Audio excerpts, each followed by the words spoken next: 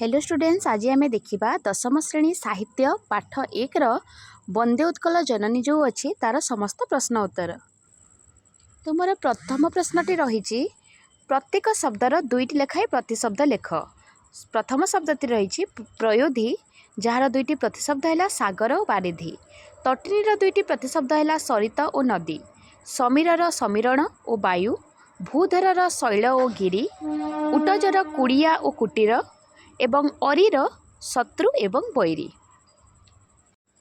प्रत्येक प्रश्न पाई 1 नंबर रहिबो।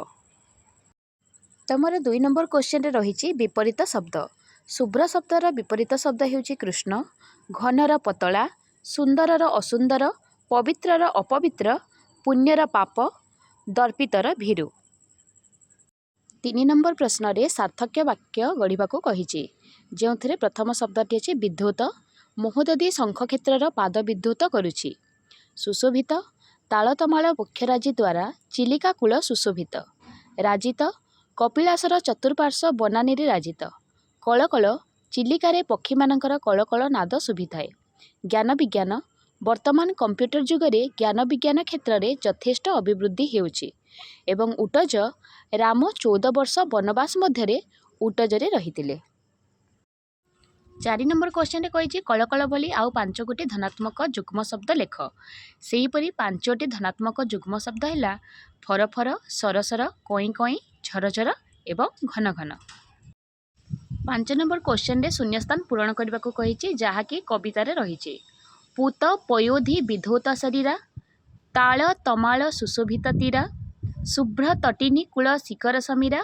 घन घन वनभूमि राजित अंगे। नील भूधरमाला साजे तरंगे। 5 नंबर 6 नंबर क्वेश्चन आंसर है कलकल जहाँकि कलकल मुखरित चारु विहंगे। 6 हम सुंदर शाड़ी सुशोभित क्षेत्रा। ज हेब ज्ञान विज्ञान प्रदर्शित नेत्रा। झरे हेब जोगी ऋषिगण उटज पवित्रा। आरे हेब सुंदर मंदिर मंडित देशा। एबे देखिबा 6 नंबर आंसर जहाँकि कही अर्थगत पार्थक्य दर्शाओ। प्रथम सुरर अर्थ हेउछि देवता एवं द्वितीय सुरर अर्थ हेउछि वीर। सेहिभली भाबरे प्रथम पुत्र अर्थ हेब पवित्र एवं द्वितीय पुत्र अर्थ हेब पुत्र बा पुओ। प्रथम शालीर अर्थ हेउछि धान एवं द्वितीय शालीर अर्थ हेउछि पत्नीक भौणी। प्रथम बलि शब्दर अर्थ हेउछि त्याग बा हत्या एवं द्वितीय बलिर अर्थ हेउछि बलवान। प्रथम कूलर अर्थ हेउछि नदीकूल बा समुद्रकूल एवं द्वितीय कूलर अर्थ हेउछि वंश। वर्तमान आम देखा क्षुद्र उत्तरमूलक प्रश्नगुड़िक जहाँकि 7 नंबर देइछे चारु हासमयी चारु भाषमयी क्या कहुई। यार उत्तरटी हेब चारु हासमयी चारु भाषमयी उत्कल जननी को कहुई। तापर 8 नंबर प्रश्नटी अच्छी उत्कल जननी शरीर को किए धोई दौची। यार उत्तरटी है उत्कल जननी शरीर को समुद्रर पवित्र जल धोई देउची। 9 नंबर क्वेश्चन टी रही समुद्रकूल केउ केउ वृक्ष द्वारा सुशोभित। यार उत्तर हेउची समुद्रकूल ताल और तमाल वृक्ष द्वारा सुशोभित। 10 नंबर क्वेश्चन रहिला उत्कलर आकाश कहार कलरବରେ मुखरित। एही क्वेश्चन उत्तर उत्कलर आकाश पक्षी मानकर कलरବରେ मुखरित। 11 नंबर क्वेश्चन टी हेउची पर्वतमाला गुड़िक उत्कल जननी देहरे किभली भावे शोभा पाउछि। यार उत्तर हेउची पर्वतमाला गुड़िक उत्कल जननी देहरे नील तरंग सदृश शोभा पाउछि। परवर्ती प्रश्नटी हेउची केउमानकर कुटीर द्वारा उत्कल पवित्र होइछि। यार उत्तरटी हेब मुनि ऋषि मानक कुटीर द्वारा उत्कल पवित्र होइछि। परवर्ती 13 नंबर प्रश्न हेउची श्रेष्ठ कवि माने कहार कीर्ति वंदना करुछंती। यार उत्तर है श्रेष्ठ कवि माने उत्कल जननी कीर्ति वंदना करुछंती।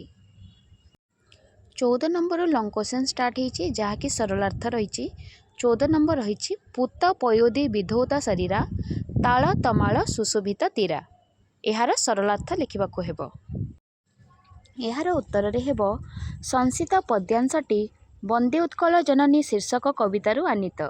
आलोच्य प्रसंग रे कांत कवि लक्ष्मीकांत महापात्र उत्कल जननीଙ୍କର ପ୍ରାକୃତିକ ସୁଷମାର ବର୍ଣ୍ଣନା କରିଛନ୍ତି। उत्कल जननीଙ୍କୁ मेखला सदृश परिवेष्टित କରିଥିବା ସମୁଦ୍ରର ପବିତ୍ର ଜଳଧାରା ତାଙ୍କର ଶରୀରକୁ ଧୋଇ ଦେଉଛି।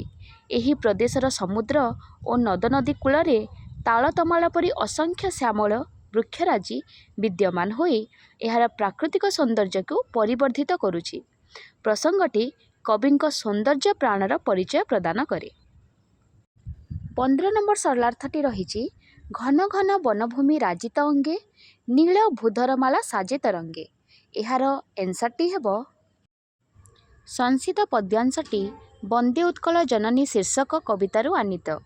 ଆଲୋଚ୍ୟ ପ୍ରସଙ୍ଗରେ କାନ୍ତକବି ଲକ୍ଷ୍ମୀକାନ୍ତ ମହାପାତ୍ର ଉତ୍କଳ ଜନନୀ ସ୍ଥଳଭାଗର ନୈସର୍ଗିକ ପ୍ରାକୃତିକ ଶୋଭାକୁ ଜୀବନ୍ତ ରୂପେ ପ୍ରକଟିତ କରିଛନ୍ତି। ଉତ୍କଳ ମାତାଙ୍କ ଶରୀର ନିଘଞ୍ଚ ବନବନାନୀରେ ପରିପୂର୍ଣ୍ଣ, ଯାହା ମୁକ୍ତ ବାୟୁ, ଫଳମୂଳ, ଚେରମୂଳ ପ୍ରଦାନ କରି ଆମ ଶରୀରକୁ ପ୍ରତିପୋଷଣ କରୁଛି।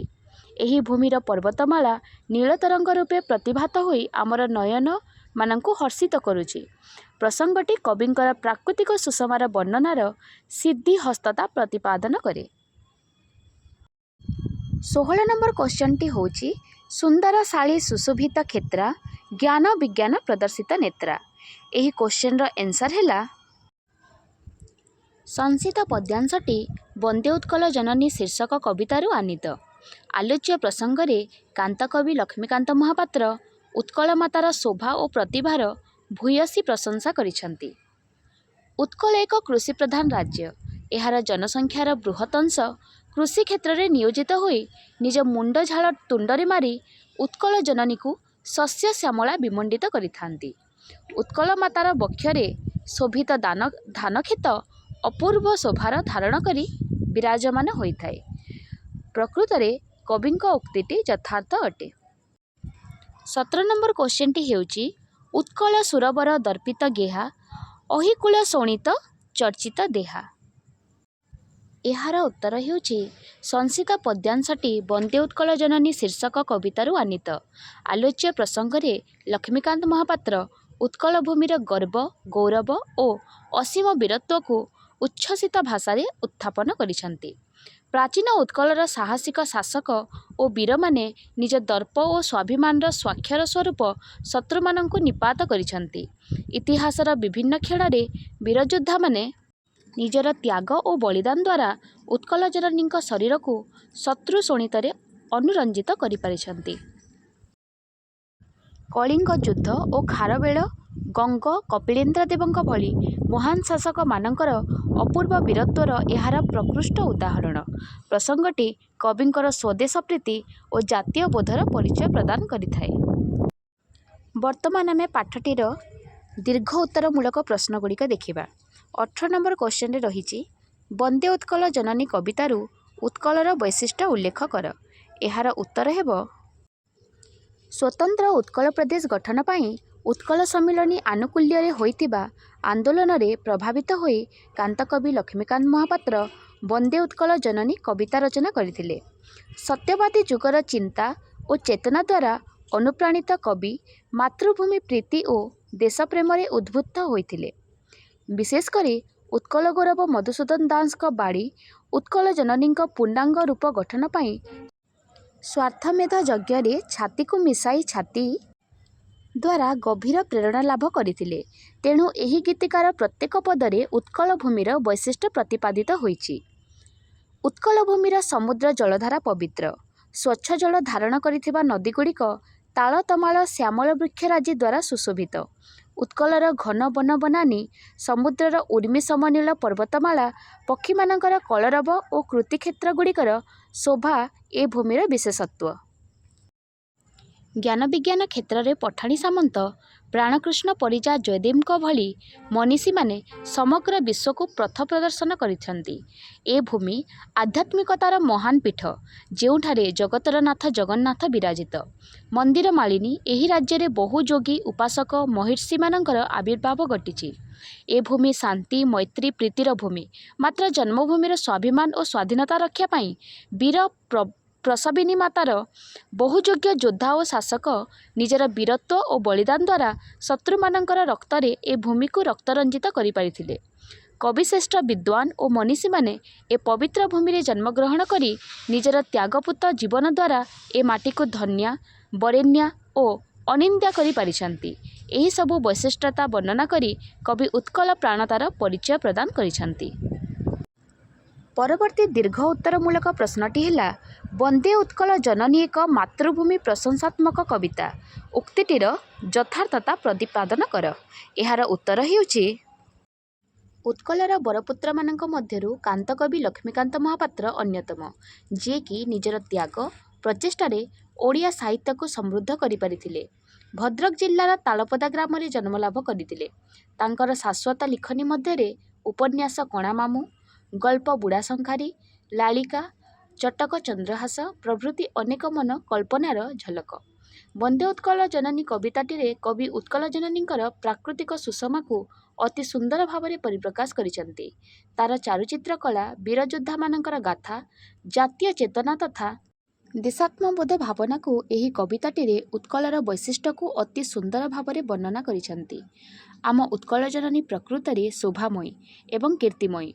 असरंती वनभूमि उत्कल जननी शरीर को घोड़ाई रखिछि। एहार विराट पर्वतमाला वन कानन शोभित। जेपरी नील लहरीमाला समुद्रर सौंदर्य बढ़ाई दिए, सेपरी नील लहरीमाला उत्कल जननींकर शरीर धौत करिदिए। पुणी पक्षीमानंकर सुमधुर राब भूमिरु आकाश पर्यंत पुलकित करिदिए। नदीकूलर शीतल सुलुसुलिया पवन प्रतिटी मनिषर मन को सतेज करिदिए। एही माटीर कृषक हल करी उत्कल भूमिर खेत को सुशोभित करिदिए। प्राकृतिक संपदरे परिपूर्ण एही उत्कल मातांकर चक्षु ज्ञान विज्ञान प्रदर्शन रे मध्य झलसी उठे। मुनि ऋषि मानक कुटीर को उत्कल माता ता बक्षरे स्थान दे निजर पवित्रता को बहन करिअछि। इतिहास रे लिपिबद्ध अनेक वीर और बरपुत्र मानंकु एही उत्कल जननी प्रसव देइछि, जेउ माने निज स्वार्थ को परित्याग करी निजको जलांजलि देइछंती। उत्कल माता पाई एही उत्कल वीर पुत्र माने शत्रु मानक सहित संग्राम करी निज रक्तरे उत्कल जननी को गौरवान्वित करिसेंती। उत्कलर ज्ञानी गुणी विद्वान माने तांकर प्रतिभा बलरे समग्र विश्व में मंडित होई परिसेंती। एही कविताटीरे उत्कल जननींकर शोभामंडन प्रकृत में हृदयस्पर्शी। एही कविताटीर शेष प्रश्न माने 20 नंबर प्रश्नटी रही वंदे उत्कल जननी एक जातीयतावादी कविता, ताहा विचार कर। एही प्रश्नटीर उत्तर होउछि सत्यवादी जुगर चिंता और चेतना यथा उत्कलीय जातीय चेतनार जागरण, अतीत ऐतिह्यर पुनः जागरण, जातीय चरित्र गठन पाई प्रेरणा सृष्टि, जातीय स्वाभिमान मंत्र उच्चारण इत्यादि द्वारा कांतकवि एकांत अनुप्राणित होइथिले। वंदे उत्कल जननीर गीतिकार भावरे कवि निजर मातृभूमिर जल स्थल आकाश पहाड़ पर्वत और बनानी सुषमार चमत्कार वर्णना करिसेंती, जहा प्रत्येक उत्कलीयंकु मातृभूमि मनस्क कराइथाए। ए भूमिर स्वाभिमान वीरत्व और स्पर्धा को रोचक शब्द चयन माध्यम कवि प्रकाश करिसेंती। उत्कलर चारुकला, ज्ञान विज्ञान और आध्यात्मिकता किपरि विश्वविदित थिला ताहा मध्य ए गीतिकारे प्रकटित। एथिरु कविंकर जातीयतावादी दृष्टिभंगी सुस्पष्ट।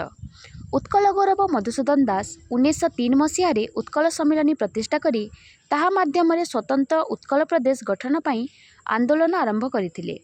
जाति प्रेम बन्ही प्रज्वलित करी स्वार्थमेध यज्ञ व्यक्तिगत स्वार्थ को आहुति देई जातिर कल्याण पाई समस्ते आगेई आसिबाकू से आह्वान देइथिले। उत्कल जननी पूर्णांग रूप देखिबाकू उत्कलीय मानक भितरे उत्कंठा जाग्रत कराइथिले। एही आंदोलन रे उद्वृत्त कांतकवि प्रत्येक उत्कलीयंक भितरे जातीयतावादी स्फुलिंग जाग्रत कराइबाकू वंदे उत्कल जननी भली महान गीतिका सृष्टि करि परिथिले, जहा उत्कल सम्मिलनीर बालेश्वर अधिवेशन रे 1912 मसीह स्वागत संगीत रूपे गान करा जाइथिला। उत्कल विद्वान मनीषी और उपासक माने किपरि ए जाति को विश्वविदित कराइथिले ताहा एही कवितारे प्रकाशित होइछि। एही उत्कल प्रदेश महान आध्यात्मिक परंपरार मुकसाक्षी रूपे भव्य मंदिर मान विराजित, जहाँ कांतकवि लक्ष्मीकांत महापात्र प्रकाश करिसेंती। एही गीतिका प्रत्येक उत्कलीय धमनी रे जाति प्रीति जाग्रत करिबारे सहायक। यह निसंदेह कोमल सुललित और सांगीतिकता एही कवितार विशेषत्व। କାନ୍ତକବି ଚରମ ଦୁର୍ଦ୍ଦଶା ଭିତରେ କାଳାତିପାତ କରି ଋଷି ଦଧିଚୀଙ୍କ ପରି ତ୍ୟାଗପୂତ ଜୀବନ ନିର୍ବାହ କରି ଏ ଜାତିକୁ ପ୍ରାଣ ଭରି ଭଲ ପାଇବାର ମନ୍ତ୍ର ଶିଖାଇ ଦେଇଛନ୍ତି। ପିଲାମାନେ, ତୁମମାନଙ୍କୁ ଯଦି ଆଜିର ପ୍ରଶ୍ନ ଉତ୍ତର ଆଲୋଚନା ଭଲ ଲାଗିଥାଏ ତେବେ ଲାଇକ୍ କରିବ ଭିଡ଼ିଓକୁ ତୁମ ସାଙ୍ଗମାନଙ୍କ ସହିତ ସେୟାର କରିବ ଏବଂ ଚ୍ୟାନେଲଟିକୁ ସବସ୍କ୍ରାଇବ୍ କରିଦେବ ସୋ ଦ୍ୟାଟ୍ ମୁଁ ଯେବେ ବି ଭିଡ଼ିଓ ପୋଷ୍ଟ କରିବି ତୁମମାନଙ୍କ ପାଖକୁ ପହଞ୍ଚିଯିବ। ଆଜି ପାଇଁ ଏତିକି, ରହିଲି। Thank you.